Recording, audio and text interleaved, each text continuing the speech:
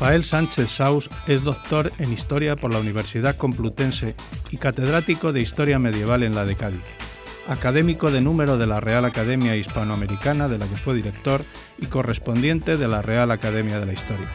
Especialista en la Baja Edad Media española, ha publicado más de 100 obras de investigación sobre ese periodo. Su último libro, Al-Ándalus y la Cruz, la invasión musulmana de Hispania, incide en la que ha sido una de sus principales líneas de trabajo: las relaciones entre cristianos y musulmanes en el mundo hispánico.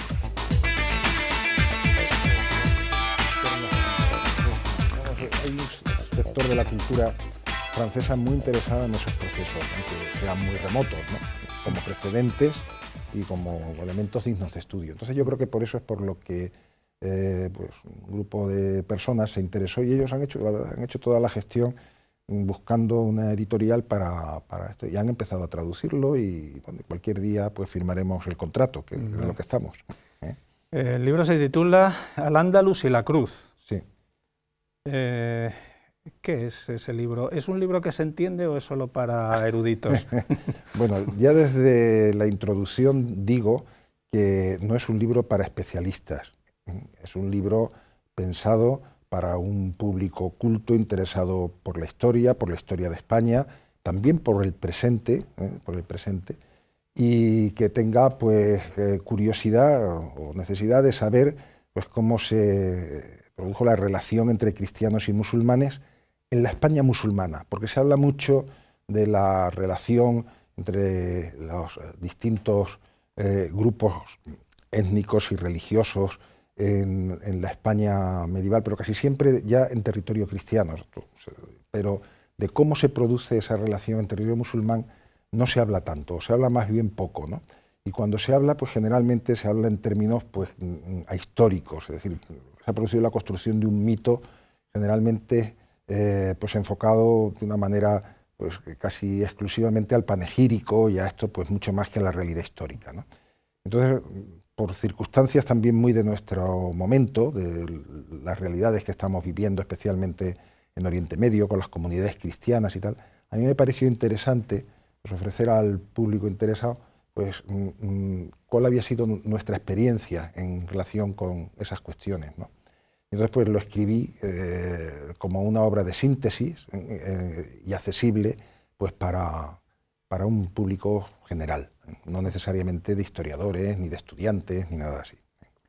Porque tiene mucho atractivo, dependiendo también en qué periodos, pero por ejemplo en la época romántica tuvo mucho atractivo esa imagen de la España musulmana medieval, mezcla de historia, de leyendas, y yo creo que hemos seguido arrastrando ese halo muchas veces de realidad y muchas veces de ficción, ¿no?, hasta nuestros días. Bueno, precisamente, aunque hay otros precedentes, evidentemente, porque ya desde el siglo XV pues, hay una especie de seducción fuerte de la cultura española en general, pues por el tema morisco, vamos a decirlo así, y hay toda pues, una novela morisca, y hay un romancero en el que eso tiene una presencia pues, muy notable, pero sí es cierto que aunque eso se mantiene, fundamentalmente en términos literarios, durante 200 o más años, es en el romanticismo en el que, en torno al pasado árabe de España, pues se forma verdaderamente un mito que ya va más allá de lo puramente literario, ¿no?, y que tiene que ver pues, con toda la interpretación de la historia de España en relación con eso, ¿no? Entonces son los viajeros extranjeros, fundamentalmente, los que se encargan de elaborarlo. También porque ellos vienen ya predispuestos a encontrarlo, ¿no? Es decir, ellos vienen, hay toda una moda exótica en el romanticismo, es una vena que recorre todo el romanticismo europeo, y entonces, pues para muchos es, digamos, muy factible y por otra parte es mucho más cómodo encontrar ese Oriente que ellos ansiaban encontrarlo en España, incluso a veces violentando en su descripción y tal la propia realidad y presentando como herencia o formando parte del patrimonio de lo moro en España, cosas que no tenían nada que ver ni con lo moro, ni con lo musulmán, ni nada de nada. Pero bueno, ellos dan esa imagen, ¿no? Y eso, pues, a su vez tiene también digamos, impregna mucho otros elementos de la vida y de la cultura española, que por decirlo así, se lo cree, se lo cree y lo compra, ¿no? Como decimos ahora. Claro, es un momento además muy particular, porque claro, la gente no viaja en ese momento como se viaja hoy día, y los libros de viajes tenían mucho éxito. Y como dice, la gente escribía muchas veces no lo que veía o encontraba, sino lo que quería encontrar, o lo que imaginaba, o lo que le contaban. Y es curioso cómo esas leyendas y esa intrahistoria que nos contaron muchos escritores de esa época, estamos hablando de hace escasamente 200 años, han pervivido hasta nuestros días, ¿verdad? Sí, han pervivido porque lo que se cree efectivamente ya es propiamente un mito sobre el pasado de España, sobre la relación que se produce en España entre gentes pues, de distintas religiones, de distintas procedencias, y todo eso pues, encaja muy bien con las necesidades de explicación de la historia de España que en ese momento hay, ¿no? Estamos en un momento que es el de la construcción liberal de los distintos estados europeos, ¿no? Y entonces a todos les interesaba, digamos, no presentar una imagen unívocamente, en principio y exclusivamente cristiana, católica, de España y de su historia, ¿no? Entonces ese componente moro, musulmán, pues venía, pues en cierta manera, a privar a esa idea católica, pues digamos, del monopolio de la historia de España. Entonces hay todo un sector progresista en ese momento que le viene muy bien pues, esa presentación. Por otra parte, lo que ocurre es que todo el sector conservador de la cultura española en el siglo XIX, en buena parte del siglo XX, pues también entra en esa misma dinámica, pero por otro motivo, ¿no? Aquí desde un nacionalismo conservador lo que no se quiere admitir es que España haya sido subyugada durante 700 años por una cultura o por un pueblo ajeno. Entonces se construye o viene muy bien la explicación de un Islam que se hispaniza y que no nos es extraño, sino que verdaderamente es un Islam español, y se recalca mucho lo de español, cultura hispano-musulmana, de tal forma que se viene a decir, sí, es una faceta hispánica de nuestra historia, pero es fundamentalmente española, porque es el pueblo hispano, un pueblo hispano que tiene unas señas de identidad reconocibles, tal como se presenta pues desde tiempos remotísimos, los que consiguen absorber ese Islam y crean un Islam peculiar que es superior culturalmente y en todos los aspectos pues a esos otros países con los que nunca nos hemos podido comparar, del norte de África, etcétera, etcétera. Así que tanto desde la visión conservadora de España como desde la visión pues, más a la izquierda, pues viene bien la construcción de ese mito maurófilo, porque todavía no se puede llamar ni islamófilo, es maurófilo, ¿no? Y bueno, pues eso tiene durante bastante tiempo, pues forma parte, pues digamos, de la historia de España, y se puede hablar de un Islam español.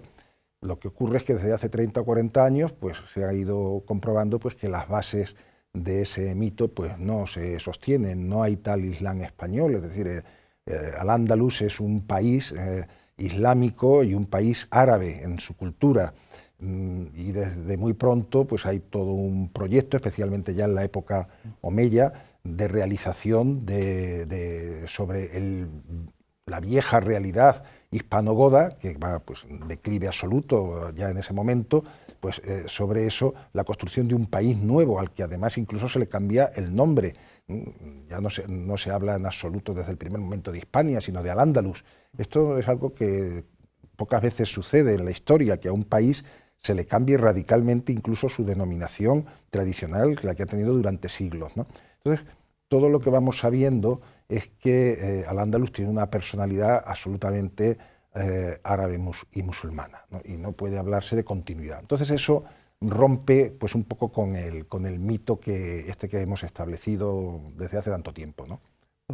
Lo que pasa es que cuesta un poco entender.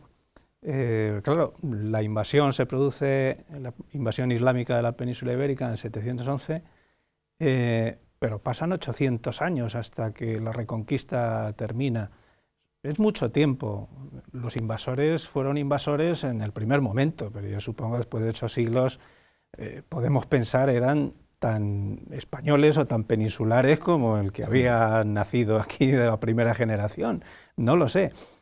Usted sostiene que esos dos mundos, el mundo cristiano y el mundo islámico, no llega a producirse una ósmosis entre ellos, de alguna manera. No, eso no se ha producido aquí ni se ha producido en realidad en ningún sitio. Es decir, la civilización islámica es una civilización, digamos, tan, ¿cómo llamar?, tan integral, que abarca todos los aspectos de la vida, que allí donde se impone, como sucede en Al-Ándalus, desplaza totalmente a la cultura previa, pervive. Esa es la historia de mi libro, pues cómo viven los cristianos andalusíes pues durante 400 o 500 años, hasta 1150 aproximadamente, en que desaparecen por completo en medio pues de unas situaciones bastante trágicas, ¿no?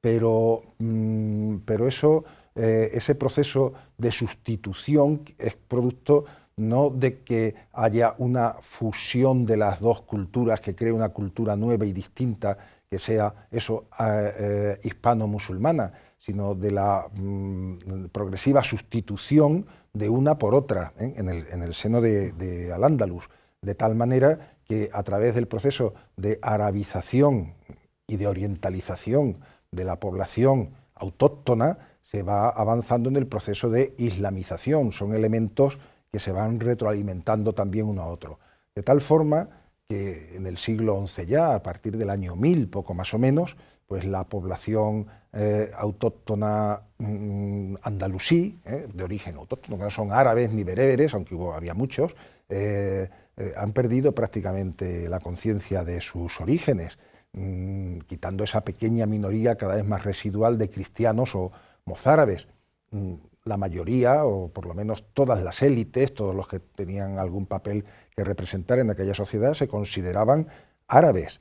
Y de hecho, pues es un fenómeno muy curioso y poco conocido, pues hasta qué punto se produce la falsificación genealógica, las genealogías de todos los personajes notables de Al-Ándalus en aquella época, para tratar de mostrar como fuera un origen propiamente árabe o en todo caso oriental, ¿no? Es decir, que no se trata por lo tanto de que haya habido una fusión, sino lo que ha habido es una sustitución progresiva. Puede decir, bueno, pero estos señores tenían un origen peninsular, ¿no? No vamos a decir español ni hispano, pero sí un origen peninsular. Bueno, pues sí, pues de la misma forma en que si aquí vienen personas pues de otras procedencias y tal, acaban siendo españoles al cabo de unos siglos. Pero desde luego lo que no se puede decir es que propiamente, históricamente, estaríamos hablando de gentes a las que se les pueda llamar de españoles de ninguna manera. Son andalusíes y gentes de cultura, lengua, religión, tal, pues vinculada al mundo al que pertenecían culturalmente de modo pleno, que es el mundo árabe islámico. Y esta idea que tenemos también muy extendida de la convivencia entre culturas. Bueno, la convivencia... 3 culturas además, porque también incluimos los judíos. Bueno, los judíos viven tanto en la España cristiana medieval como en la España musulmana, como una minoría, en unos momentos muy bollantes, en otras no tanto, pero difícilmente puede hablarse de 3 culturas, porque realmente cuando viven bajo un régimen y en una sociedad árabe musulmana, pues ellos se comportan como parte de esa sociedad, solo que asumiendo absolutamente, pues podríamos decir, los estilos, los tipos de vida, el conjunto, ¿no?, de los valores de esa sociedad, excepto en la religión, ¿no? Y cuando están en el mundo cristiano, pues sucede igual, ¿no? Es decir, hoy se tiende pues más bien a considerar que lo que ha habido es 3 religiones, 3 leyes, como se decía entonces, porque religión en el español de aquella época significaba otra cosa, ¿no?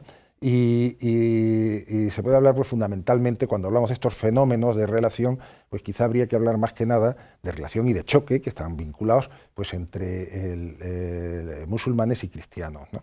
Entonces, se dice, bueno, había relación, claro, que hay relación entre 2 mundos fronterizos, siempre hay relación, y la relación pues unas veces es más amistosa, otras veces lo puede ser menos, otras veces tal. Pero que haya relación no quiere decir que haya interpenetración, y no quiere decir que haya ni mucho menos algo parecido a fusión. esos dos mundos son totalmente reconocibles y esas dos sociedades funcionaban en todo momento con relativa independencia, es decir, los cristianos que vivían bajo dominio musulmán, incluso cuando hablaban árabe y tenían pues culturalmente pues muchos rasgos propios del mundo árabe, mozárabe lo que significa es arabizado, como todos sabemos, pero sin embargo pues seguían a través de su religión y tal, pues manteniendo, pues digamos, unos caracteres que procedían del mundo hispanogodo y de la cultura isidoriana, podemos llamar, pues muy marcados en su cultura, ¿no? No digamos nada de los cristianos del norte, que todavía pues era mucho más marcado. Y con respecto a los musulmanes, en su relación con los cristianos sucedía exactamente igual. De ninguna manera los musulmanes se aproximaban al mundo cristiano en ese sentido, ni al contrario. Ahora, lo que sí hay es muchos préstamos pues, propios de la relación que se produce entre dos mundos vecinos en términos pues, de, vamos a decir, de la necesaria satisfacción de necesidades elementales y que otros te pueden resolver, ¿no? Relaciones de convivencia, de conveniencia. Efectivamente, esa sería la palabra, ¿no? Es decir, relaciones de conveniencia vinculadas, pues, sobre todo a cuestiones prácticas, ¿no? Y entonces eso ahí sí que se da, pero no, por ejemplo, es muy, todos podemos pensar pues, en un rey como Enrique IV de Castilla, mediados del siglo XV, al que se le acusaba de maurófilo, que vestía la moruna, que se sentaba en cojín, en fin, tenía una guardia mora, todas estas cosas. Pero él, sin embargo, pues de ninguna manera, ni en su fuero interno, ni en su comportamiento, ni en sus actitudes, ni en su manera de ser un rey, pues era otra cosa que un rey cristiano medieval, ¿no? Entonces esas son las cuestiones. Claro, porque incluso la comunidad mozárabe, según cuentan historiadores, vivían o aparentemente vestían como árabes, incluso la escritura y la lengua probablemente era árabe en los últimos momentos de la conquista. ¿Cómo se produce esa convivencia, esa permanencia de cristianos en la sociedad árabe del momento? Esos mozárabes, ¿cómo viven en esas sociedades arabizadas? Eso hay que decir que en las sociedades musulmanas la presencia de cristianos y de judíos no es algo que esté regido pues simplemente por la costumbre, por la evolución del momento, sino que es algo que está regido por una norma de origen propiamente del propio Mahoma en su relación con los grupos cristianos árabes y que después pues el califa Umar pues es el que le va a dar pues digamos forma, es lo que llamamos la dimma, que es un estatuto de protección, la protección entre comillas.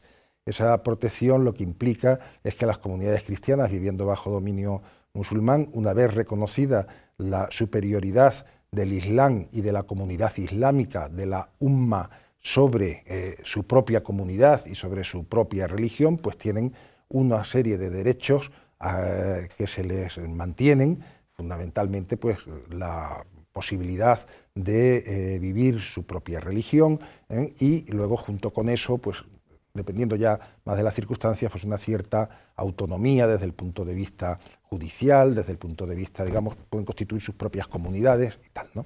Claro, lo que muchas veces no se, y de esto yo me ocupo mucho en mi libro, no se quieren sacar las consecuencias, es de lo que significaba en realidad pues ese reconocimiento de la superioridad de la parte musulmana en la relación cotidiana, ¿no?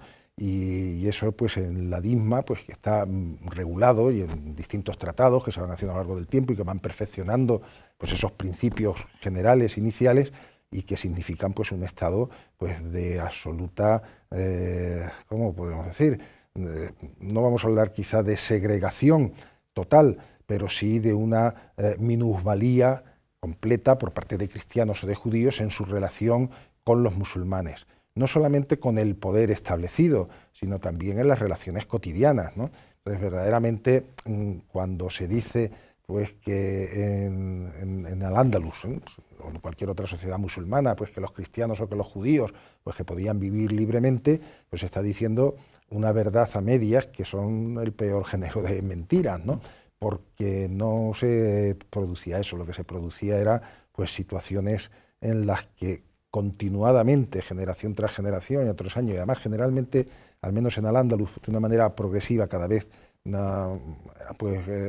digamos, ajustando los tornillos cada vez más, pues se iba produciendo pues un fenómeno de inferioridad en todos los órdenes de la vida, desde lo legal hasta lo familiar, las posibilidades, en todos los órdenes. Lo cual tenemos que pensar que era mucho mérito mantenerse fiel a una fe en esas circunstancias, ¿no? Porque, pues sí, porque estabas en territorio enemigo, vamos a decir, claro, y tenías que estar ahí en unas circunstancias que normalmente pues, no te eran favorables. A lo mejor te incrementaban más los impuestos, no tenías tanta facilidad. Los impuestos eran muy superiores, claro, pero muy superiores, y a veces muy abusivos los que tenían que pagar tanto cristianos como judíos con respecto de los musulmanes. Y no solamente los impuestos, sino yo creo que hay otras cosas que normalmente se habla mucho menos de ellas, que es esa inferioridad moral, que es el hecho de que eres un súbdito de segunda o tercera o cuarta categoría en tu propio país, ¿no? Y que en todo momento pues tienes que mostrar tu sometimiento a la otra comunidad, en todos los órdenes y hasta niveles, no podemos entrar en detalles, pero hasta niveles pues del calibre como del hecho de que había que ceder en cualquier reunión en la que hubiera un musulmán, el puesto honorífico siempre tiene que ser para él, ¿no? O que las casas de los cristianos no se pueden elevar por encima de los musulmanes, y si eso sucedía, pues había que tirar la parte que sobresaliese por encima de ellas, etcétera, etcétera. Es decir, lo que no se podía permitir de ninguna manera es que un cristiano pues pudiese llevar una vida que en sus manifestaciones representase superioridad sobre el pueblo dominante, elegido por Dios, pues, y que en esos rasgos es donde se demostraba la superioridad y la predilección de Dios de unos sobre otros, ¿no? Eso es muy duro. Entonces, claro, es verdad que los cristianos, en este caso estamos hablando, pues se mantienen fieles a su religión y hay comunidades hasta 1150, pero es verdad que el número de cristianos va disminuyendo paulatinamente precisamente por estas cosas. Supongo que eso ha sido un mal común también en otros momentos de la historia, ¿no? La superioridad de unas culturas sobre otras. Pero estamos hablando de ese momento que usted ha estudiado, que es la situación en el Al-Ándalus, en los territorios musulmanes, y hemos hablado de los mozárabes. Usted ha estado hace unos días en unas jornadas que ha habido en Córdoba sobre cultura mozárabe. Sí, ha sido un congreso internacional muy importante, con una gran participación, que se ha desarrollado en Córdoba en estos días atrás, y que ha tenido pues como inicio pues precisamente la necesidad que se empieza a tener pues de yendo a un público que ya no es solo estrictamente el de los especialistas, porque en este congreso ha habido como 800 inscritos o cosas así, ¿no? Una asistencia masiva, pues de hacer ver pues la riqueza de la cultura cristiana bajo dominio musulmán, y al mismo tiempo pues las condiciones en las que esa comunidad cristiana, al principio pues muy mayoritaria, hasta el 90% todavía a finales del siglo VIII, después de un siglo de dominación musulmana, pues bajo qué condiciones pues digamos se va restringiendo hasta su total desaparición. Y claro, pues como estos son fenómenos pues que hoy están de alguna manera vivos, ¿no? No en España afortunadamente, pero sí en otros países, ¿no? En los que tenemos pues comunidades cristianas pues también en situaciones difíciles, situaciones de presión y de opresión, ¿no? Pues creo que se está produciendo una sensibilización en torno a estas cuestiones y un deseo de saber pues cómo verdaderamente fueron las cosas, ¿eh? Porque si de algo nos tiene que servir la historia es para aplicarnos en la realidad actual, ¿verdad? Porque, bueno, conocer la historia está muy bien, pero conocer la historia nos tiene que servir también para no repetirla, por lo menos en esos aspectos más negativos, ¿no? Sí, bueno, hay que tener de todas maneras cuidado con una cosa, ¿no? Es decir, de los fenómenos que yo trato en mi libro y que es esa relación complicada, polémica y a veces muy difícil entre cristianos y musulmanes en Al-Ándalus o en la España cristiana de entonces a hoy, han pasado muchos siglos. Y ha pasado sobre todo una cosa, ¿no? Lo que ha pasado es que dentro del cristianismo, al menos, con carácter general, excepto pequeños grupos irrelevantes y que además pues yo por lo menos no los veo por ninguna parte, pues hay o ha habido pues una evolución que verdaderamente permite la existencia de grupos de distinta religión, de grupos de distintas ideas, de distintas formas de vida, bajo un marco legal común que es respetuoso con todos, ¿no?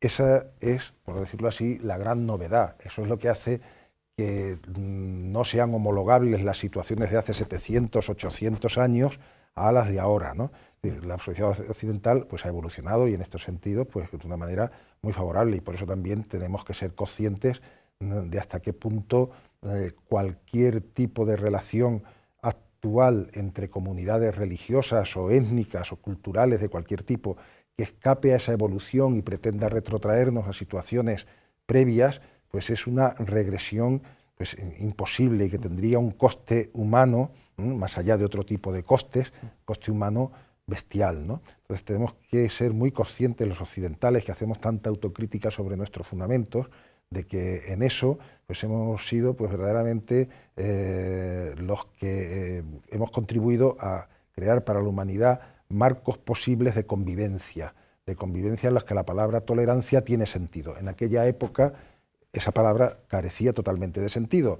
Cada una de las comunidades lo que aspiraba era a obtener la supremacía sobre los otros, porque se consideraban pues, que eran los elegidos y los poseedores de la verdad plena y absoluta, y ya está. Entonces eso, pues hoy naturalmente, al menos desde la óptica cristiana, al menos desde la óptica occidental, pues no es válido, ¿no? Entonces lo que tenemos que procurar es que no perder en medio del tumulto que se nos vayan esas ideas y esos valores nuestros, ¿no? Sí, lo que pasa es que a veces, yo no sé si perdemos un poco la perspectiva. Lo digo porque usted sabe que en España, por ese pasado que hemos tenido islámico durante ese periodo de la Edad Media que estábamos comentando, conservamos muchos monumentos y muchos espacios que hoy son muchos pues cristianos, lógicamente, de uso religioso, y en algún caso, vamos, lo voy a decir concretamente, la mezquita de Córdoba, famosa, donde periódicamente o intermitentemente surgen voces que dicen hay que devolver esto a las comunidades musulmanas que lo crearon, ¿no? Cuando el curso de la historia nos dice que el uso de edificios en este caso hablamos, de una cultura se han apropiado la siguiente y han seguido teniendo otro uso sobre restos o sobre edificios que se han construido en un determinado momento histórico. Esa polémica, usted que viene del sur, esa, a lo mejor la vive un poquito más cercana, esa polémica intermitente, o no sé si estable, aquí de vez en cuando nos llega intermitente, de la reivindicación de la mezquita de Córdoba, ¿cómo la ve? Bueno, yo veo que ahí lo que se confunden distintos planos y se esconden intereses que no se confiesan porque son inconfesables, ¿no? Lo que ocurre, lo primero, es que con eso lo que se plantea es la legitimidad, no ya de la posesión de un edificio, ¿no?, sino de la sustitución que efectivamente hubo pues, de una civilización, de una cultura por otra, y por lo tanto la posibilidad de la reversión de las situaciones con carácter más o menos general. Pero esto, desde el punto de vista del derecho, no tiene absolutamente ningún sentido ni tampoco de la historia. Por ejemplo, imagínense, España es un país que ha desparramado su presencia por medio mundo, y no de cosas que sucedieron hace 500 años. Hace 200 años, sin más lejos, pues toda América era española. Y todos los edificios que hay allí, pues los habían hecho los españoles y la corona española. y absolutamente pues todo lo que hay allí, que todavía que forma parte del legado, del patrimonio de esas naciones hispanas, pues podría ser reclamado también entonces impunemente, ¿no? Y si llegamos pues de esa manera, pues, ¿qué digo yo? Pues el puente de Alcántara, pues la República Italiana podría pretender tener derechos pues para arrogarse algo sobre ella, ya que lo hicieron los romanos, ¿verdad? Es que claro, eso entramos en unos terrenos, y como usted comprenderá, es que a dónde nos llevarían y tal. Eso es totalmente intolerable plantearlo de esa manera, ¿no? Es decir, las situaciones históricas son irreversibles, ¿eh? Eso es una cosa que tenemos que comprender, a no ser que se quieran revertir mediante los mismos procesos a los que dieron lugar, es decir, procesos de conquista, de sustitución de población. Como supongo que nadie quiere estar hablando de eso, pues entonces hay que entender que estamos hablando de procesos irreversibles, que la historia ha consagrado después de muchos siglos, pues la posesión de un territorio por un determinado pueblo, su configuración desde el punto de vista de la soberanía, desde el punto de vista de los derechos, etcétera, ¿no? Y eso pues lleva a todas estas consecuencias, el hecho de que el edificio, ¿no?, que hay en Córdoba se llame